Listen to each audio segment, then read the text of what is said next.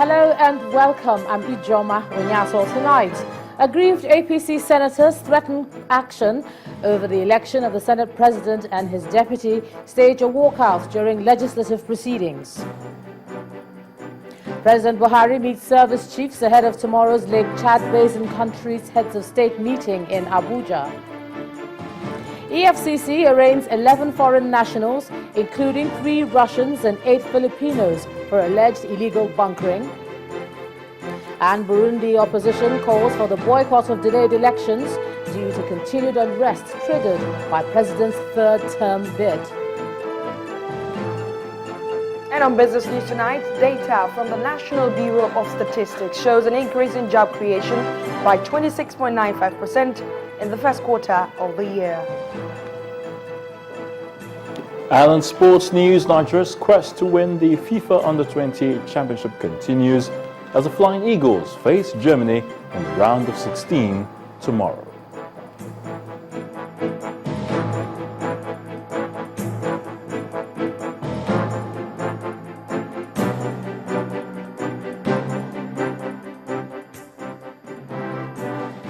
We begin tonight with the drama unfolding at the National Assembly, where some senators from the All Progressives Congress have threatened to take all necessary political and legal means to challenge the emergence of Senator Bukola Saraki as Senate President.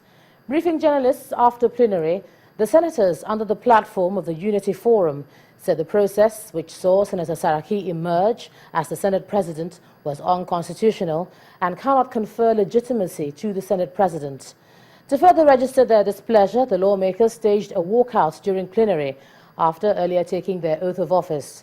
But in a swift reaction, a group of APC lawmakers loyal to Senator Saraki insisted that there was nothing unconstitutional about the process that saw Senator Saraki emerge as Senate President.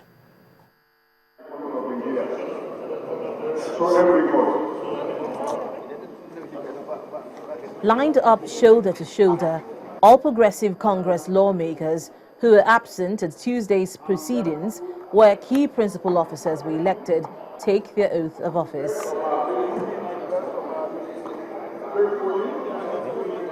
All but one of the senators refused to shake the hands of a new Senate President.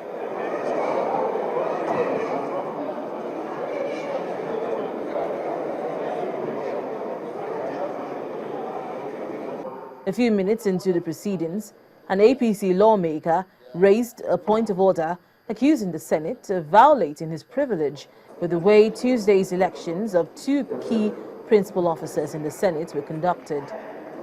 When I was away and a lot of other members of this Senate, especially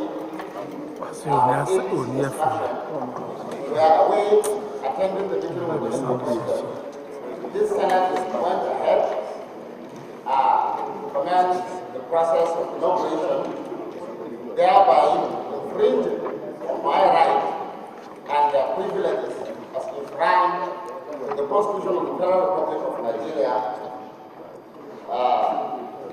by disenfranchising me and my colleagues from participating in the election of the presiding officers of this Senate.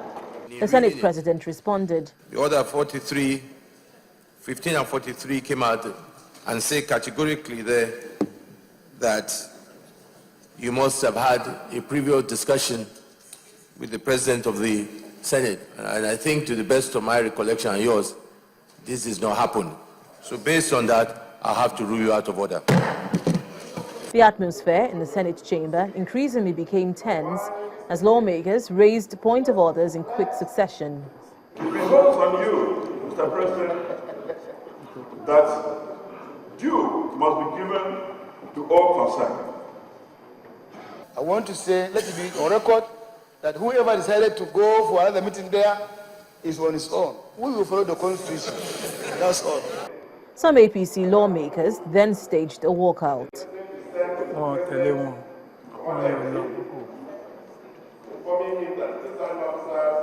They headed straight to a meeting room to brief journalists. We did not say that the quorum was not formed for the inauguration. We say the quorum was not formed for the election of the president. and that should be 2/3 of the senators present. Almost immediately, another group of lawmakers, this time in the camp of a Senate president, dismissed the allegations made by lawmakers loyal to Senator Ahmed Lawan. Order 10 is clear. Order 10.1.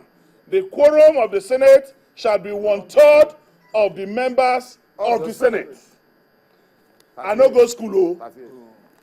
Please, 1/3 of 109 is what?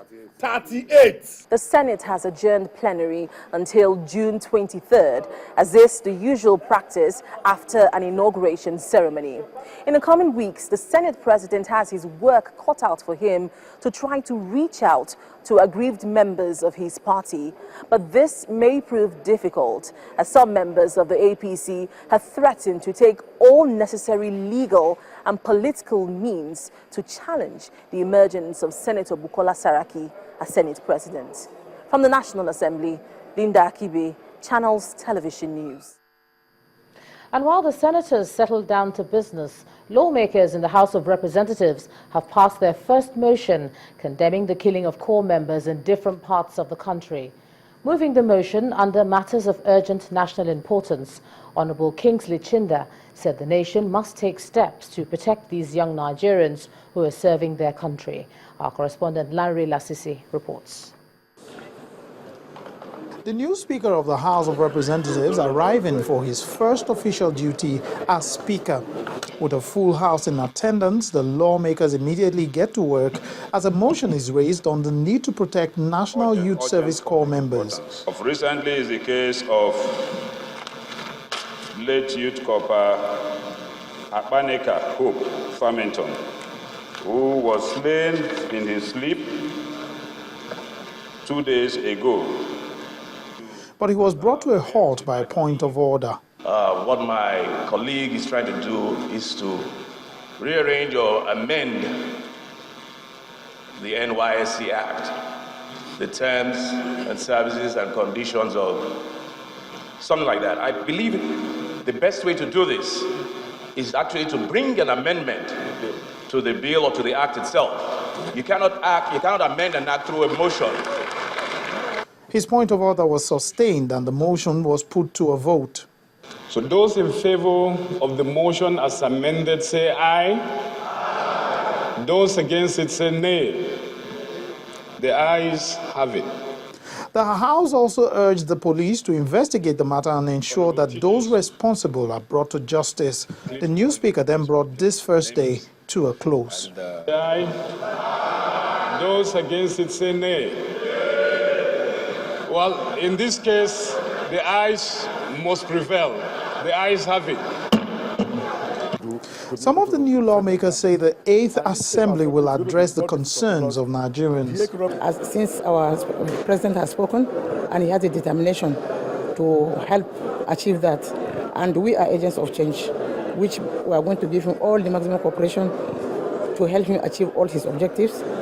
I don't want a sleepy National Assembly. I don't want a sleepy 8th Assembly. I don't want a 8th Assembly that will pretend like all is well with Nigerians. It's not. The 8th Assembly is set for business, and under the leadership of His Excellency Right Honorable Yakubu Dogara, he has assured that he will carry everybody along.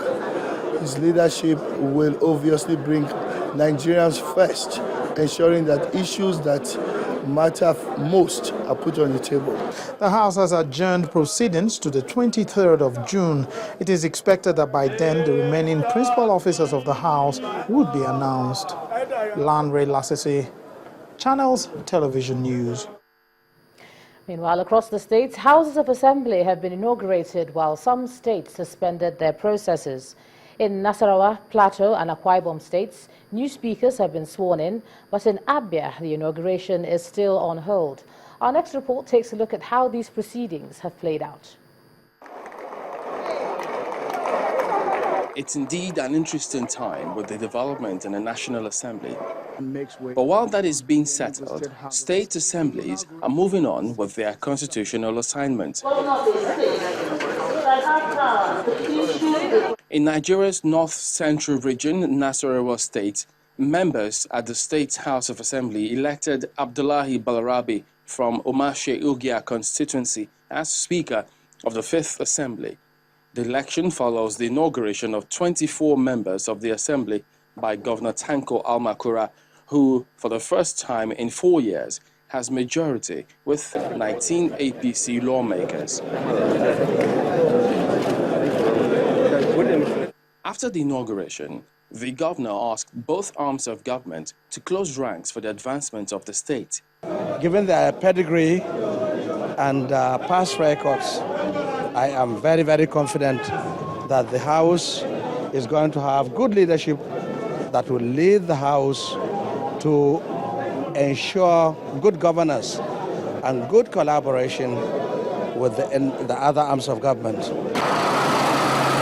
As early as 8 a.m., party supporters and community leaders queued at the Plateau State House of Assembly to witness the inauguration of the 8th Assembly. The inauguration was postponed indefinitely, and this has raised several reactions.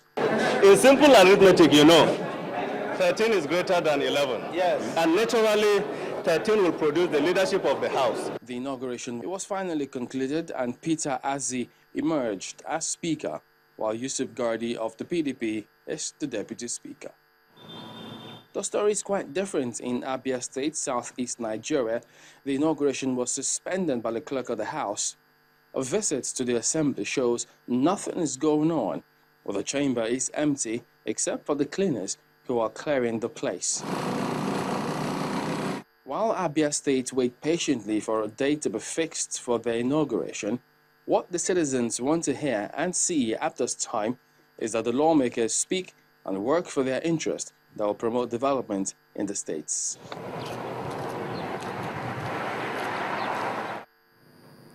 In part 2, after the break, pensioners protest non-payment of retirement benefits in Osun State. That's in a moment. Enjoy us again.